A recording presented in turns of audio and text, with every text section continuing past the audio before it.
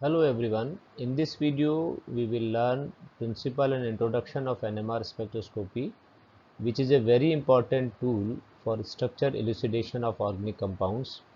NMR spectroscopy जब IR, UV और mass spectrometry के साथ सम्मिलित रूप से उपयोग में ली जाती है, तो किसी भी कार्बनिक यौगिक की संरचना का निर्धारण आसानी से किया जा सकता है। इसलिए बहुत उपयोगी तकनीक है। What is spectroscopy? स्पेक्ट्रोस्कोपी विद्युत चुम्बकीय विकिरणों के अवशोषण एवं उत्सर्जन पर आधारित वह विधि है जिससे रासायनिक यौगिकों की आणविक संरचना का पता लगाया जाता है। किसी अज्ञात संरचना वाले यौगिक का स्पेक्ट्रम प्राप्त करना, उसका विश्लेषण यानी एनालिसिस कर उस यौगिक की संरचना को ज्ञात करने का विज्ञान स्पेक्ट्रोस्कोपी है।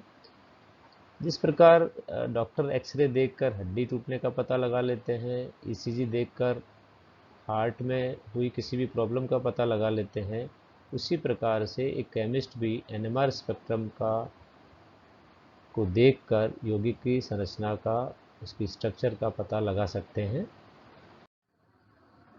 नाभिक चुंबकीय अनुनाद स्पेक्ट्रोस्कोपी में विद्युत चुंबकीय स्पेक्ट्रम की, ये विद्युत चुंबकीय स्पेक्ट्रम है, इसकी कम ऊर्जा वाली तरंगें यानी 4 से 900 मेगाहर्ट्ज की वेव्स द्वारा किसी यौगिक के सैंपल के नाभिक के ऊर्जा स्तरों के बीच इस रेंज की जो रेडियो तरंगें हैं 4 से 900 मेगाहर्ट्ज के बीच की, उसके द्वारा सैंपल के नाभिक के ऊर्जा स्तरों के बीच संक्रमण का अध्ययन किया जाता है। इसके लिए नाभिक को एक्सटर्नल मैग्नेटिक फील्ड में रखा जाता है तथा ये ऊर्जा स्तर प्राप्त किए जाते हैं। इसकी खोज की अगर बात करें तो 1946 में वैज्ञानिकों के दो समूहों ने अलग अलग स्थानों पर एक साथ इसकी खोज की और इनका कार्य प्रकाशित भी एक साथ हुआ था फिजिक्स के एक जर्नल में जिसका नाम था फिजिक्स रिव्यू, और संयुक्त रूप से इनको फिजिक्स का नोबेल पुरस्कार भी मिला 1952 का। एक समूह ने स्टैनफोर्ड यूनिवर्सिटी यूएसए में काम किया जो फेलिक्स ब्लॉच का ग्रुप था, और दूसरा हार्वर्ड यूनिवर्सिटी यूएसए में काम कर रहा था जो एडवर्ड परसेल का ग्रुप था, और इनका काम एक साथ प्रकाशित हुआ फिजिक्स रिव्यू में 1946 में, और नोबेल पुरस्कार 1952 का इनको संयुक्त रूप से दिया गया। शुरुआत में कंटिन्यूअस वेव मेथड पर आधारित एनएमआर स्पेक्ट्रोमीटर बने जो स्लो थे और उनका नॉइज़ लेवल भी ज़्यादा था, यानी स्पेक्ट्रा रिकॉर्ड करने में टाइम भी ज़्यादा लगता था, और इनकी क्षमता 40 मेगाहर्ट्ज की रेंज में थी। आप देख सकते हैं कि ये जो इंस्ट्रूमेंट्स दिख रहे हैं ये बहुत कम क्षमता वाले थे, 40 मेगाहर्ट्ज की रेंज में थे, और ये कंटिन्यूअस वेव मेथड पर आधारित थे। बाद में फूरियर ट्रांसफॉर्म तकनीक पर आधारित एनएमआर स्पेक्ट्रोमीटर बने जिनका नॉइज़ लेवल कम और फास्ट है, यानी टाइम कम लगने लगा। इनमें एक्सपेरिमेंट को कम टाइम में बार बार रिपीट करने से सिग्नल इम्प्रूव हो जाते हैं, और ये जो तकनीक है फूरियर ट्रांसफॉर्म तकनीक, ये कंप्यूटर बेस्ड तकनीक है। ये देखिए 800 मेगाहर्ट्ज एनएमआर स्पेक्ट्रोमीटर, और अब तो उच्च चुंबकीय तीव्रता यानी 1020 मेगाहर्ट्ज वाले एनएमआर स्पेक्ट्रोमीटर भी उपलब्ध हैं। एनएमआर स्पेक्ट्रोमीटर से कई नाभिकों की उपस्थिति का पता लगता है। 1H, 13 carbon, 19 fluorine, 31 phosphorus. Proton चुंबकीय अनुनाद स्पेक्ट्रोस्कोपी किसी अणु या नाभिक में उपस्थित हाइड्रोजन यानी प्रोटॉन्स की संख्या पता करने की उपयोगी तकनीक है। अब ये विशेष नाभिक ही क्यों एनएमआर दर्शाते हैं? ये जो नाभिक हैं 1H, 13 carbon, 19 fluorine and 31 phosphorus, यही एनएमआर क्यों दर्शाते हैं? वे तत्व जिनकी द्रव्यमान संख्या या परमाणु क्रमांक विषम हो नाभिकीय चक्रण दर्शाते हैं, अर्थात एनएमआर एक्टिव होते हैं। इलेक्ट्रॉन्स के समान ही नाभिक भी चक्रण दर्शाते हैं, अर्थात एनएमआर जो होता है वो नाभिक के चक्रण के कारण होता है। इनमें जो नाभिक में प्रोटॉन और न्यूट्रॉन होते हैं वो अपने अक्ष पर स्पिन करते हैं, और जैसे इलेक्ट्रॉन का स्पिन क्वांटम नंबर होता है वैसे इनका भी स्पिन क्वांटम नंबर होता है 1/2 1/2, और नाभिक के परिणामी चक्रण को I से व्यक्त करते हैं। ये देखिए द्रव्यमान संख्या विषम है यानी ऑड है, परमाणु क्रमांक इस केस में इवन या ऑड हो सकता है, तो नाभिकीय चक्रण क्वांटम संख्या जो I है वो 1/2 3/2 5/2 7/2 हो सकती है। द्रव्यमान संख्या जब सम संख्या हो यानी इवन नंबर हो और परमाणु क्रमांक भी सम हो तब ये NMR इनएक्टिव होता है, क्योंकि नाभिकीय चक्रण क्वांटम संख्या I का मान यहाँ 0 है। और अगर द्रव्यमान संख्या सम है, परमाणु क्रमांक विषम है, नाभिक चक्रण क्वांटम संख्या I है 1 2 3, तो ये NMR एक्टिव होता है। ये देखिए चक्रण क्वांटम संख्या हाफ जो है उसके उदाहरण हैं, ये सब उदाहरण हैं जिसमें 13 कार्बन एक बहुत उपयोगी उदाहरण है। इसमें प्रोटॉन संख्या तो सम होती है, न्यूट्रॉन संख्या विषम होती है। इसमें प्रोटॉन संख्या विषम है और न्यूट्रॉन संख्या सम है इन सभी में। और चक्रण क्वांटम संख्या का मान जब 3/2 है, I का मान 3/2 है, तो प्रोटॉन संख्या विषम और न्यूट्रॉन संख्या सम है। और इसके उदाहरण है 11 बोरॉन, 23 सोडियम, 35 Cl, 79 Br और 81 Br। 5/2 जब चक्रण क्वांटम संख्या का मान है तो प्रोटॉन संख्या विषम और न्यूट्रॉन संख्या सम है, और इसका उदाहरण है 17 ऑक्सीजन। जब चक्रण क्वांटम संख्या का मान 0 है तब आप देखिए यानी कि NMR इनएक्टिव है, प्रोटॉन संख्या भी सम है और न्यूट्रॉन संख्या भी सम है। और एग्जाम्पल्स हैं 4 हीलियम, 12 कार्बन, 16 ऑक्सीजन, 32 सल्फर। जब चक्रण क्वांटम संख्या I का मान 1 2 3 इस तरीके का है तो प्रोटॉन संख्या विषम है और न्यूट्रॉन संख्या भी विषम है, दोनों संख्याएं विषम है। और उदाहरण है ड्यूटेरियम और 14 नाइट्रोजन।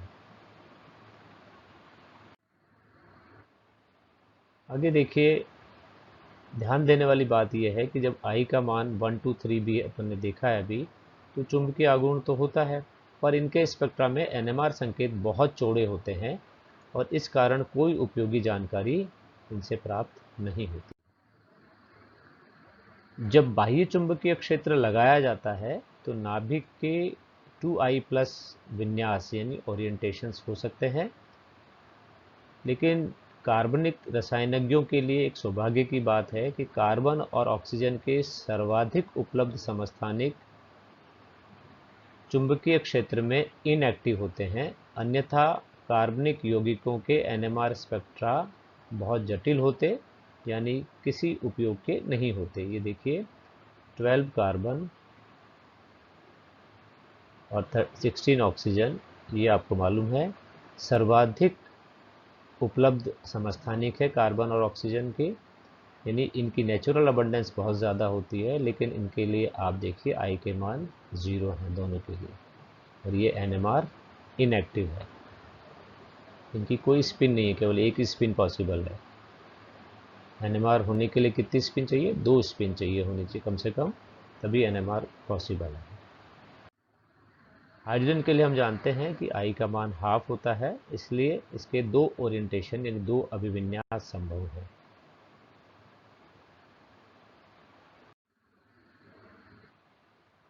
बाह्य चुंबकीय क्षेत्र की अनुपस्थिति में नाभिक हर दिशा में अभिविन्यासित यानी उसकी स्पिन रैंडम रहती है। ये देखिए सभी दिशाओं में अभिविन्यासित है जब बाह्य चुंबकीय क्षेत्र हमने नहीं लगाया है। लेकिन जब हम बाह्य चुंबकीय क्षेत्र में इसको रख देते हैं नाभिक को, तो ये रेडियो फ्रीक्वेंसी रीजन में निश्चित आवृत्ति पर अन्योन्य क्रिया करते हैं और 2 प्रकार से अभिविन्यासित हो सकते हैं। एक तो बाह्य चुंबकीय क्षेत्र के साथ में, ये देखिए बाह्य चुंबकीय क्षेत्र की दिशा में ये बाह्य चुंबकीय क्षेत्र की दिशा है और इसी दिशा में ये अभिविन्यासित हो गए हैं। और या हो सकते हैं इसके विपरीत अगेंस्ट द फील्ड, ये देखिए बाह्य चुंबकीय क्षेत्र की दिशा में या उसके विपरीत ये अभिविन्यासित, यानी इनका orientation align with the field और अगेंस्ट द फील्ड हो सकता है। यदि प्रोटॉन बाह्य चुंबकीय क्षेत्र की दिशा में अभिविन्यासित रहता है तो वह विद्युत चुंबकीय क्षेत्र से ऊर्जा अवशोषित कर उच्च ऊर्जा स्तर में जा सकता है और कुछ ऊर्जा मुक्त करके वापस निम्न ऊर्जा स्तर में आ सकता है। यह ऊर्जा कहाँ से प्राप्त होती है? रेडियो आवृत्ति क्षेत्र से प्राप्त होती है। दोनों ऊर्जा स्तरों में जो अंतर है वो लगाए गए चुंबकीय क्षेत्र के सामर्थ्य पर निर्भर करता है। ये देखिए, जब ये चुंबकीय क्षेत्र लगाया गया है, ये बढ़ रहा है इस दिशा में, ये इसके बढ़ने की दिशा है। और यहाँ देखिए जब कम है तो ये डिजेनरेट है, इनकी ऊर्जा बिल्कुल समान है, लेकिन जैसे जैसे चुंबकीय क्षेत्र की तीव्रता बढ़ाई इन दोनों ऊर्जा स्तरों में अंतर आ गया। ऊर्जा का अवशोषण यहाँ भी क्वांटीकृत होता है, यानी क्वांटाइज्ड होता है। ये देखिए ऊर्जा का अवशोषण है जो क्वांटाइज्ड है और delta E is equal to H nu से ज्ञात किया जाता है ये ऊर्जा अंतर। अवशोषण की आवृत्ति लगाए गए चुंबकीय क्षेत्र के सामर्थ्य के समानुपाती होती है। किस आवृत्ति की विकिरणें अवशोषित होगी वो किस पे निर्भर करता है? चुंबकीय क्षेत्र के सामर्थ्य पर, और उसको हम ज्ञात करते हैं लारमोर समीकरण से। और ये देखते हैं कि लारमोर समीकरण क्या है। देखिए लारमोर समीकरण में आप देख सकते हैं कि ये न्यू है जो frequency of the incoming radiation that will cause a transition, यानी जो संक्रमण के लिए उत्तरदायी आवृत्ति है वो क्या है? न्यू है। और गामा क्या है? ये गामा है गायरोमैग्नेटिक रेशो, जो अलग अलग न्यूक्लियस के लिए अलग अलग इसके मान होते हैं, कांस्टेंट होते हैं।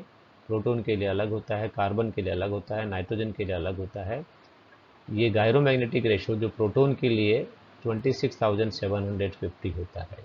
ये B0 क्या है? ये strength of the magnetic field है, चुंबकीय क्षेत्र का सामर्थ्य है। ये लारमोर समीकरण है जिसके द्वारा हम ये आवृत्ति का पता लगाते हैं। अब दो तरीके से ये होता है। सैद्धांतिक रूप से हम सैंपल को स्थिर चुंबकीय सामर्थ्य वाले क्षेत्र में रखते हैं और उस आवृत्ति का पता लगाते हैं जब विकिरणों का अवशोषण होता है। लेकिन प्रयोगात्मक रूप से विकिरण आवृत्ति को स्थिर रखा जाता है और चुंबकीय तीव्रता यानी चुंबकीय क्षेत्र के सामर्थ्य को बदलते हैं। चुंबकीय क्षेत्र की तीव्रता के किसी मान पर प्रोटॉन के अभिविन्यास परिवर्तन के लिए आवश्यक ऊर्जा रेडियो क्षेत्र की विकिरणों की ऊर्जा के बराबर हो जाती है और तब अवशोषण होता है और संकेत यानी सिग्नल प्राप्त होता है और इसे ही NMR स्पेक्ट्रम कहा जाता है। स्ट्रॉन्ग मैग्नेटिक फील्ड का एक प्रभाव और होता है।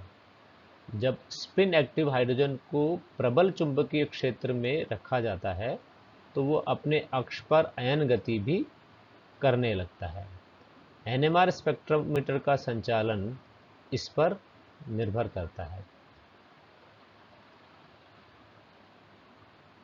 So, when a spin active hydrogen atom is placed in a strong magnetic field, it begins to precede। इसका मतलब होता है वो अपने अक्ष पर आयन गति करने लगता है और उसके कारण ही NMR स्पेक्ट्रोमीटर का संचालन होता है। प्रबल चुंबकीय क्षेत्र में नाभिक की घूर्णन आवृत्ति ओमेगा और विकिरणों की आवृत्ति न्यू जब बराबर हो जाते हैं, ये ओमेगा है, न्यूक्लियस की यानी नाभिक की अयन गति अयन आवृत्ति है जब उसको प्रबल चुंबकीय क्षेत्र में रखते हैं तब।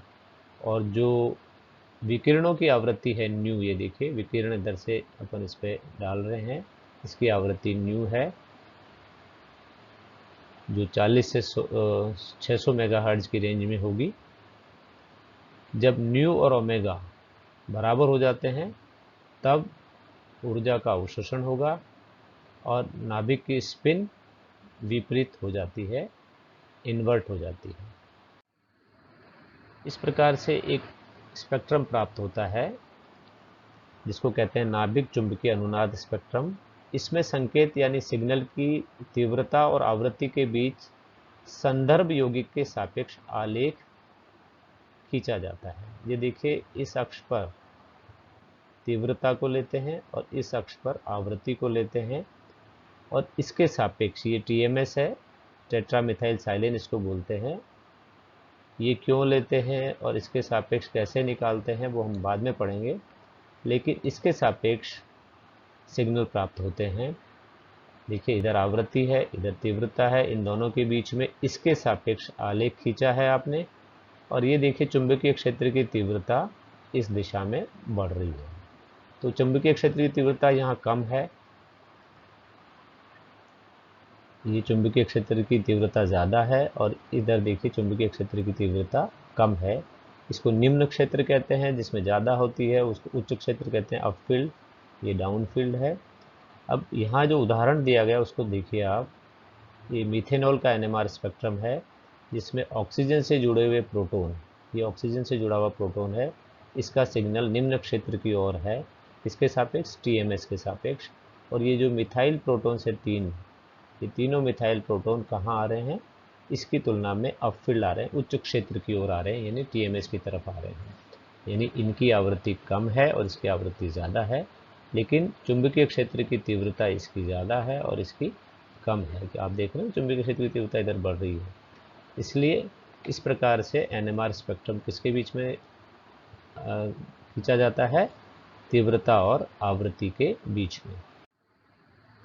एनएमआर स्पेक्ट्रोमीटर की यदि बात करें तो एनएमआर स्पेक्ट्रोमीटर शक्तिशाली चुंबक ये है, या सुपर कंडक्टिंग मैग्नेट, रेडियो आवृत्ति जनरेटर और रेडियो आवृत्ति रिसीवर और सैंपल ट्यूब से बना होता है। इस सैंपल ट्यूब में आप देखिए, इसमें सैंपल रखा जाता है, यानी जिस पदार्थ की, जिस यौगिक की संरचना आपको ज्ञात करनी है उसको इसमें लिया जाता है, और वो किसी विलायक में घोल के लिया जाता है। अगली स्लाइड देखते हैं कि कौन से विलायक यूज कर सकते हैं अपन। नाभिक चुंबकीय अनुनाद स्पेक्ट्रोस्कोपी में प्रोटॉन रहित विलायक काम में लिए जाते हैं। जैसे कौन कौन से हैं, ड्यूट्रेटेड क्लोरोफॉर्म है, ड्यूट्रेटेड एसीटोन है, ड्यूट्रेटेड डाईमिथाइल सल्फॉक्साइड है, DMSO जिसको कहते हैं, ड्यूट्रेटेड बेंजीन है।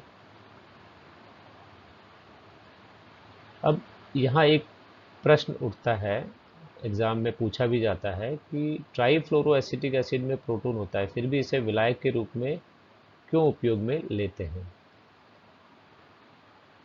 इसको इसलिए लेते हैं कि इसका जो प्रोटॉन होता है ट्राईफ्लोरोएसिटिक एसिड का, वो प्रोटॉन बहुत निम्न क्षेत्र में अवशोषित होता है, करीब डेल्टा 11.2 पर। इसलिए सामान्य यौगिकों के अवशोषण को बाधित नहीं करता है, जो 0 से 10 ppm के बीच में अवशोषण दर्शाते हैं उनको बाधित नहीं करता, इसलिए इसका भी उपयोग किया जा सकता है।